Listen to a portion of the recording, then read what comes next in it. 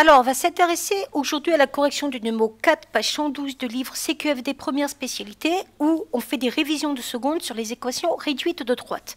On a trois droites qui ont été tracées, D1, D2, D3, et on nous demande de trouver, grâce à ce graphique, l'équation réduite de ces trois droites.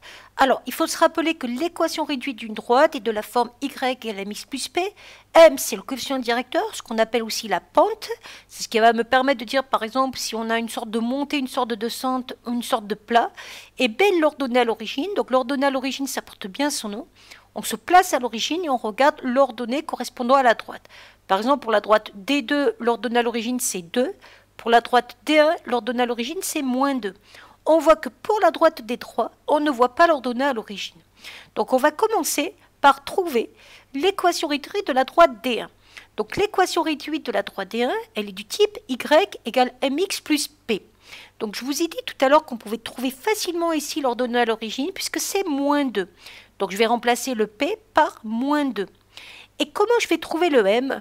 Alors, il y a une méthode graphique qui consiste à dire que pour trouver le coefficient directeur, on regarde les variations de y sur les variations de x quand je me déplace d'un point de la courbe à un autre, de la droite, donc en particulier. Donc, si je regarde ici, un point de la droite à coordonnées entières, ce qu'on appelle un nœud de quadrillage, je vais me déplacer ici de 3 unités sur les x et remonter de 4 unités sur les x et remonter de 1 unité sur les y.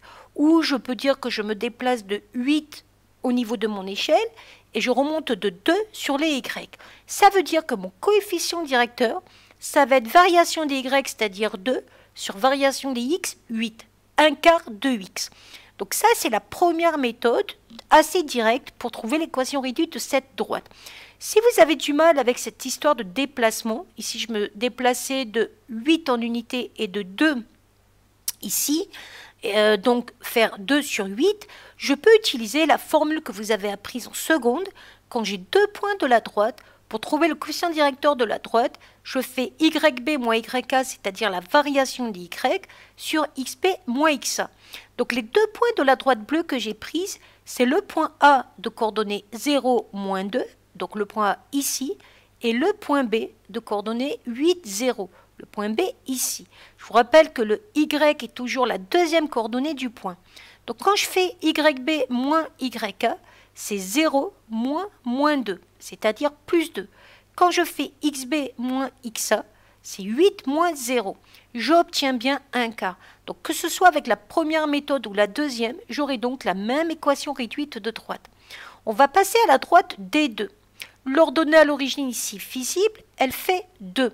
C'est pour ça que j'ai dit que l'équation réduite de la droite D2 était du type y égale mx plus 2. Pour trouver le m, la même méthode, on fait la variation des y sur la variation des x. Donc ça, c'est ce qu'on va appeler le coefficient directeur petit m. Variation des y quand je pars sur la droite D2. Vous voyez qu'ici, j'ai un nœud de quadrillage et j'en ai un autre ici. Donc, un point de coordonnées 0, 2, un nœud de quadrillage. Un point de coordonnées 6, 0, un nœud de quadrillage. Je vais me déplacer de 6 sur les x et me déplacer de moins 2 sur les y. Ça va donc me donner pour la variation d'y, moins 2 divisé par 6, moins 1 tiers. Comme ça, j'arrive à trouver mon coefficient directeur et donc à conclure pour l'équation réduite de ma droite.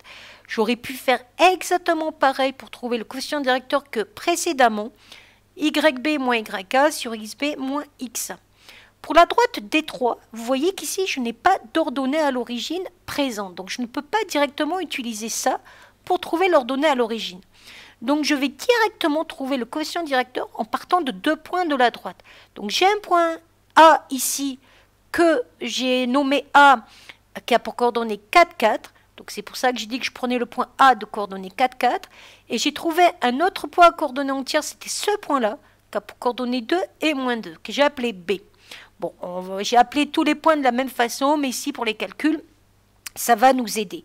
Donc, on peut utiliser la formule coefficient directeur, YB moins YA sur XB moins XA, YB deuxième coordonnée, moins 2, moins 4, sur 2, moins 4. Moins 6 sur moins 2 égale 3. Donc là, vous voyez que j'ai le début de mon équation réduite qui va être du type Y égale 3x plus P vu que j'ai trouvé 3, comme coefficient directeur. Et vous voyez que là, je suis un peu bloquée parce que le P, je ne peux pas le trouver ici. Donc, pour trouver le P, je vais prendre les coordonnées d'un des points de la droite. Donc, moi, j'ai choisi de prendre le point A, mais vous auriez pu prendre le point B. Et on va remplacer ces coordonnées dans l'équation réduite de la droite. C'est-à-dire que ici, je vais écrire YA, tout simplement, égale 3 fois XA plus P, et je vais remplacer par les coordonnées du point A.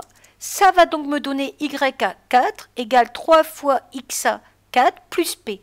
Et là, vous voyez que vous tombez sur une équation du premier degré comme vous avez appris au collège. Vous allez donc écrire que 4 égale 12 plus P. Vous allez isoler le P en faisant passer le 12, ça devient moins 12, et vous allez trouver le P.